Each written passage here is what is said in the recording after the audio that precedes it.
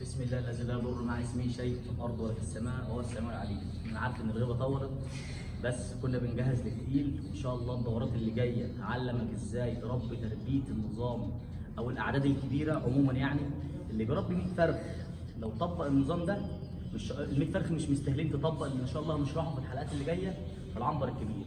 بس الفكره او العلم اللي هتقتبسه من السلسله اللي هنعملها ان شاء الله تفيدك ان انت لو طبقت على عدد صغير تبقى دربت نفسك على الشغل الصح، عشان لما تقف على عدد كبير طبعا دي العدد الصغير سكه والعدد الكبير سكه. معدات التهويه ما بتنطبقش على العدد الصغير خالص، التربيه المنزليه دي كلها قصه فاشله. انك تعمل معادلات وقله ومش عارف ايه، انت بس الفكره ان انت هتطبق على عدد صغير بحيث تكون مارست التربيه الصحيحه، وتقدر بعد كده تقف على عنبر كبير او تأجر مزرعه زي كده. احنا مأجرين المزرعه دي.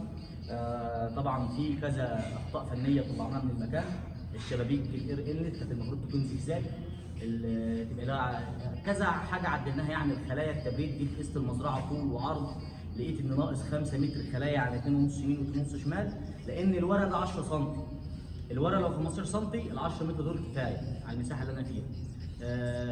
طبعا انا علمت ازاي تحسبوا مساحات، يعني تشوف العنبر بتاعك محتاج كام خليه، محتاج كام شفاط، كل الكلام ده باذن الله هنبدا نشرحه في الحلقات اللي جايه.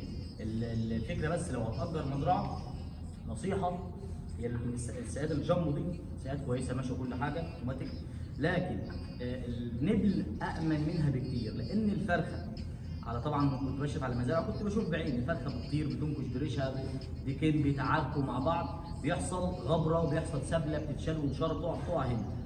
طبعا السبله دي لو فيها كوكسيديا ولا فيها كوليستيريا ولا فيها سالمونيلا او اي عدوى عموما بتنتشر حواليه في الميه في المسقى بالكامل، فاي فرخ هيشرب منها هيتعدي، واي فرخ هيتعدي البراز بتاعه هيبقى فيه المرض. فاصبح كده انت عندك مثلا السقايه دي بتكفي وليكن 100 فرخ، 100 فرخ شرب من هنا، 100 فرخ اتعدل، 100 فرخ البكتيريا اللي تملكت منهم، فالسبله اللي هينزلوها هتعدي الباقي، هتعدي الباقي. طبعا انت مش هتلاحظ ال 100 فرخ لان دي تربيه ارضي، مش هتلاحظ ان انت عندك نسبه عدوى، او نفترض كوليستريديا مثلا ال 100 فرخ جالهم كوليستريديا، على ما يعدوا الباقي تبدا تلاحظ ان انت عندك كوليستريديا بنسبه 30% وتبدا تنزل مضاد حيوي. هيكون ال 100 اللي اتعادوا وال 100 اللي قبليهم عدى عليهم فتره والكوليستريديا تملكت منهم، يحصل عندك بقى تفاوت في الاوزان ونسبه سرده، نافق مفاجئ، الموت المفاجئ هيحصل، ونسبه النافع هتبقى اعلى. وساعتها تحتاج تجيب مضاد حيوي، مش ممكن ما يجيبش مع، يعني ممكن تجيب مثلا النسبه ظاهر بنسبه 30% فتجيب حاجه خفيفه تنزلها للفراخ، فالفراخ اللي اتصابت مبكرا البكتيريا متملكه منها، فمحتاجه مثلا حاجه اعلى شويه عشان تنهي معاها. فده برضه السقايه دي انا من وجهه نظري المتواضعه انا شايفها تجربه فاشله، فالافضل منها خطوط النبل. ان شاء الله هنشيل السقايات دي وهنعمل خطوط نبل. طبعا خط النبل الفرخ لو نطر مشار عامل مش عارف ايه وقع في القب، العامل وهو شغال هيشيلهم من القب، بس مفيش ميه فين في القب، العامل هيشيلهم خلاص على كده. الفرخ بيشرب من النبل النقطه اللي تنزل بيشربها خلاص على كده، القب ده ما بيتمليش. فلو تأجر مزرعه فيها سقايات جامبو، الغي سقايات الجامبو واشتغل خطوط نبل افضل. طيب نحسب برضو حسبه الخلايا التبريد المناسبه للعنبر في الفيديو بالمره، عشان لو خدت برضو عنبر عايز تعرف، لان طبعا اللي كان هنا في العنبر كان بيتكلم بيقول لي نور كان بيخسر، فبقول له طب ايه العيب؟ بيقول لي انت تعرف توقف الهواء، يعمل لي كده.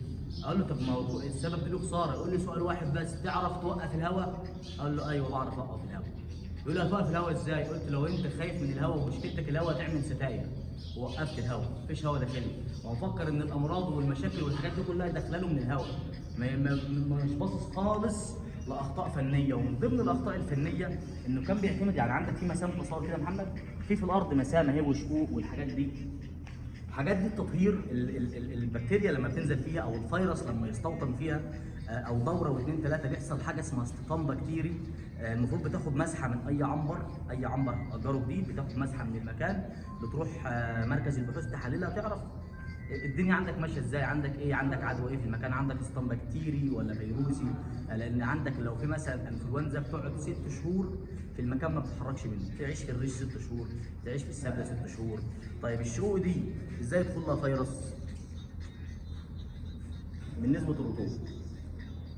دلوقتي مثلا لو نفترض ان كان عندنا فيروس اللي عمرو اتضرب فيروس انفلونزا او اي بي او اي، اثناء الغسيل طبعا قبل التطهير بيبقى في مرحله غسيل. فالسبله اللي فيها طبعا الميه لما بتيجي على السبله، لو العنبر ما اتكنسش حلو وتنضف حلو اثناء الغسيل، السبله بتجوش وبتدوب وبتنزل في الشقوق دي بالفيروس وبتتعمق فيها. دي في الغسيل، يجي يطلب تاني غسيل، فيجي بقى يدي رشه التطهير، رش كده تخفيف بالرشاش، يرش على الارض، يرش الارض ومش عارف ايه، وما غرقش وما عومش، مطهر. فيجي ينزل الدوره تطلع عليه البلاوي بتاعه الدوره اللي فاتت.